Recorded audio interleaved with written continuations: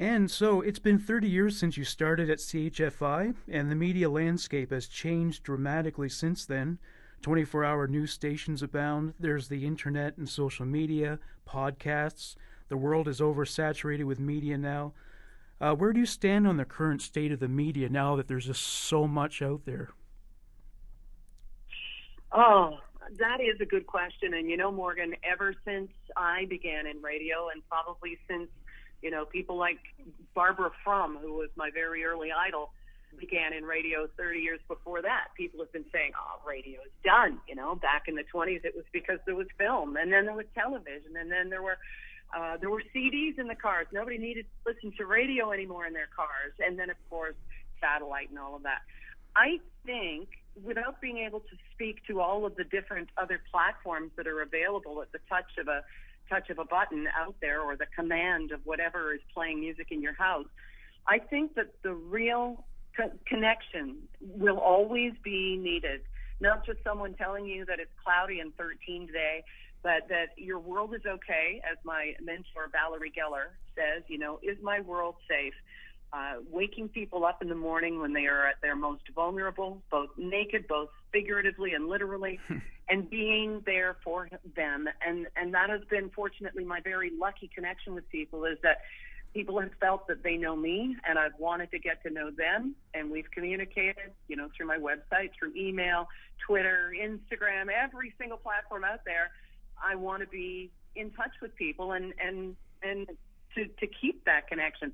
So that personal connection will always, always, always matter. It's up to radio to deliver it, and I fear that connection may be being lost from the corporate end of things. Yeah, that is possible. And then one other way in which radio has changed, at least a certain kind of radio anyway, much of the talk-oriented radio these days is either dominated by right-wing political discourse, or there's the Howard Stern disciples in the so-called morning zoo type radio. Do you feel the quality of terrestrial radio to some extent has fallen by the wayside? I think that the market will support whatever people want, and I was not a fan of Howard Stern in the beginning for many reasons, mostly just because I didn't get the kind of humor and body parts and sex and all that kind of stuff. But that's because, but you know what? There was a market for that, and you can't argue with success. And I thought, when he went to satellite, well, nobody's gonna tune in now that he can say tits. But but they did. They followed him, and it's because he is a genuine communicator. And for all of his frat humor and stuff that has just built him an amazing empire, at the heart of it, he has been open and vulnerable and human. And I think that it is that connection again. So whatever, I think that if what I think is garbage, and I'm not saying that that's Howard Stern, I'm changing lanes here, but if what I think is not quality broadcasting succeeds, then somebody's doing something right. There's lots of room for different flavors. And what gives you the most pride as you reflect on all your years in radio? And by the way, how many years were you on the radio? I was employed in radio at 17, so I can tell you we would be coming up on 40 years. But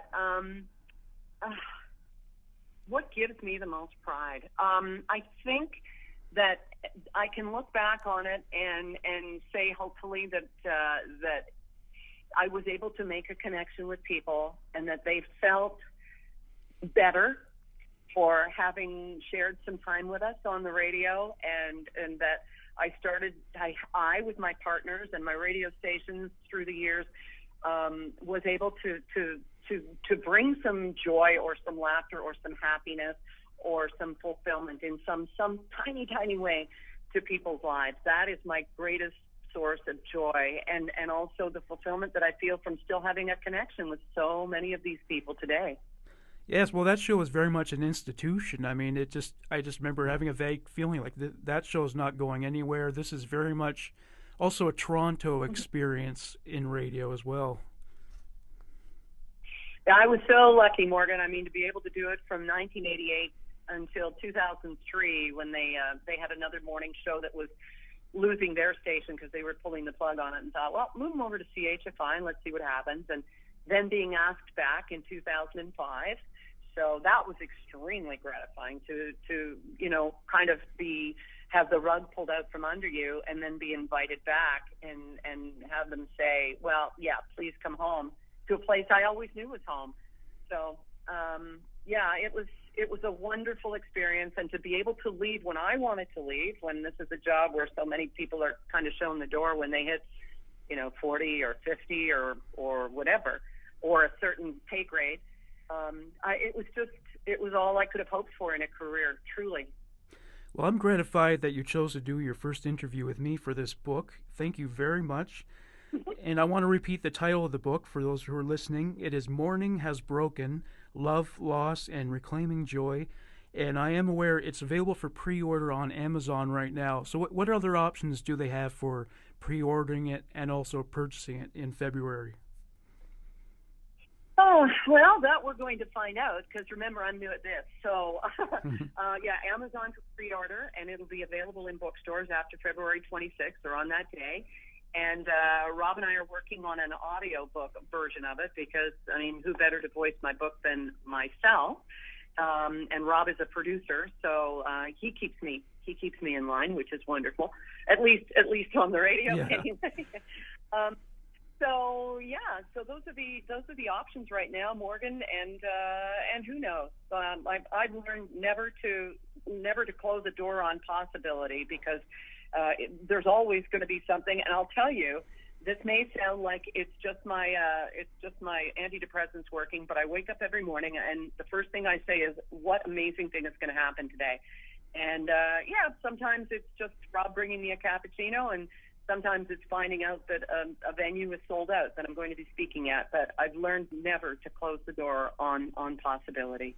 And that's pretty amazing, considering, after to have that kind of tragedy happen, and then to find yourself at this point. So you've come to a point now where you've found some inner peace.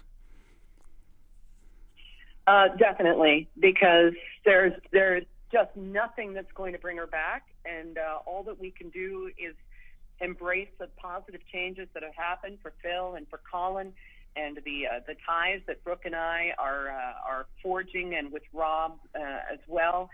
And we're just we truly are making the best of everything that has happened, and it's exactly what Lauren would want us to do. It's just as now, don't laugh, but I spoke to a psychic very shortly after Lauren passed, and Lauren's message was, Mom, this isn't about you, it's about them. And she meant listeners who would become readers, and just finding a message in all of this, and trying to help other people through our own experiences.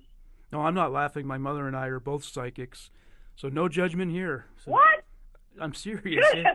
Oh, we'll have to talk. Yeah, for sure.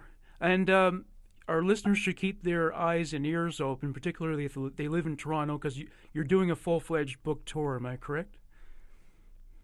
Yes, sir, I am. It starts around the 23rd or 4th of February, and it's going to include Toronto, areas around Toronto, and Ottawa, and then we'll be moving it west. But from what I understand, how publishing works, they give you this short blast of a media tour, and then you're on your own, and that's okay, because I still come back to do publishing and stuff. So I'm hoping, and I'll be publishing it all or posting it all through my website, to be able to come back and speak at various events in different places as this journey quite literally continues. Will you be speaking at CHFI? Well, that's a good question. There are a couple of different ideas that are being floated right now. I'm not sure about the morning show, but there's something else that may be in the works, and I'm not trying to be coy. It just hasn't been nailed down yet. So I would love to go back to, sort of my home and share the next chapter there too. And finally, did you get your fill of Phil Collins music at CHFI? Are you ready to be done with that once and for all? Well, you mean because my son-in-law's name is Phil and the baby's name is Colin? Yeah, it's an interesting coincidence. Geez. Yeah. It really, truly is, and they didn't do it for that reason. Oh, yeah. But Yeah, it just turned out to be quite a coincidence that a core AC artist would end up being two names that are so prominent in our lives too. But yeah, I miss we didn't get to listen to the music that much because we always had our headphones turned down and we were planning what the next break was going to be, and that's how I survived a month of Christmas music. Oh, I see. Okay. Well, thank you so much, Erin. I really appreciate this. Morgan, I appreciate your informed and compassionate questions. I really do, and now you've spoiled me because I'm going to hope that all of the interviews are this good. Good luck with your podcast. Oh, thank you so much.